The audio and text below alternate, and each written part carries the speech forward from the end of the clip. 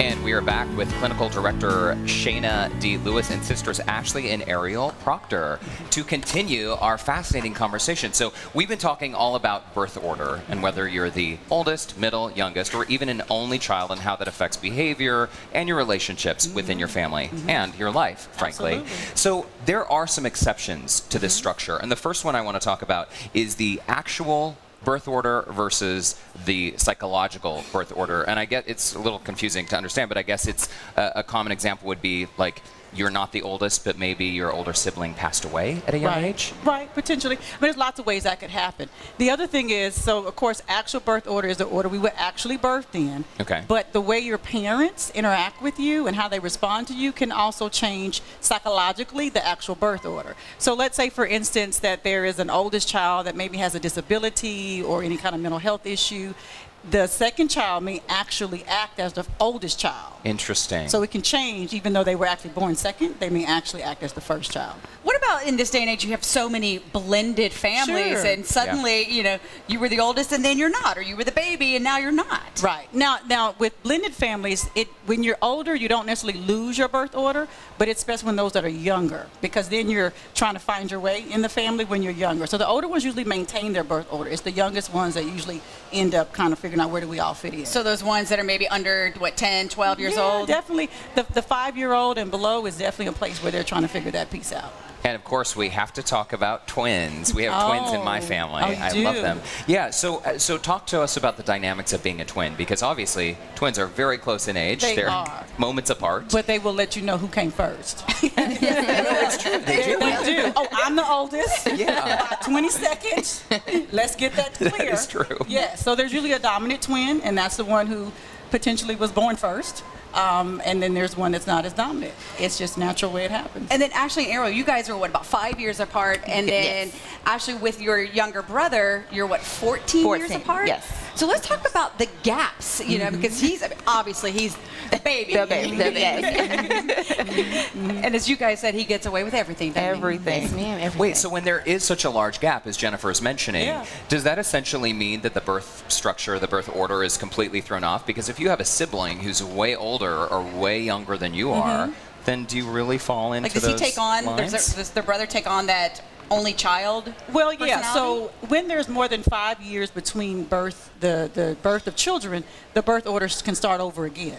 So if you have a very large family or there's big gaps, you may have one set that has this birth order, and then the birth order can start over with this set. So your younger brother essentially is, I mean, how would he be treated then? Is the oldest child or a youngest child? Technically, or, he could an be only the child? firstborn child, but he's also a male. So then you have gender. These are girls. He's the first boy. So he has it double. He's the first boy, and there's 14 years here, 8 years there. So he could be like the first child. So you got to play gender into it as well. It makes a big difference. It does. So what about adoptions? Because, you know, a lot of folks are doing that. Yeah. How does that play into the family and the birth order? Well, and again, it depends on what age the child is adopted and at what age the other children are in the family. The younger they are, then again, the birth order, we have to figure that out. If we're all older, then it looks different. Wow. Yeah. Okay, I want to move on to you know, the permanence of your birth order. Yeah. So I know there are all of these ideas that maybe the youngest child is more likely to abuse alcohol or drugs. I did not like learning that information. Are the traits that we are taking on because of our birth order, is this permanent? I mean, is it something that you can grow out of or change, or are we just so deeply programmed into that space? Well, I'm a counselor, so I have to believe in the power of change, that it can happen. But there are some instinctual things about us that just perpetuate over time, unless it creates a great problem and we choose to make something different. So permanent in the sense that it's unchangeable, I would say no, but it's a great influencer. It is. Okay, I think we actually have a viewer question that is pre-recorded. There it is on screen. If I'm second eldest out of 7 children, which birth order category do I fall under? That's from Stephanie.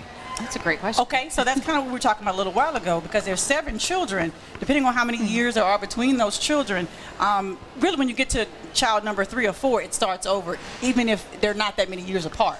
So if you have 7, and if you have 1, 2, and 3, then that's first, middle, last. You may start over again, first, middle, last. So your 4th, 5th, 6th would be first, second, third. Exactly. It starts all over again. It does. Wow, I would have, like the Brady Bunch. Yes. Yeah. So that's 2 separate families, actually. Or someone like Dolly Parton, who there are 12 kids in her family. Oh, wow. So she potentially has 3 different Yes, 3 different groupings. sets of birth groups, absolutely. So the advice for parents of dealing with, the oldest, middle, and youngest. Yeah. Give me a quick tip for each one of those So for parents. for the oldest, first of all, knowing that they can be very responsible, especially when they get, how when parents want to go out, they want to just leave the kid with all the other ones can with be the babysitter. Be respectful of them and let them have their own identity, that they don't have to be caretakers for all of the other children.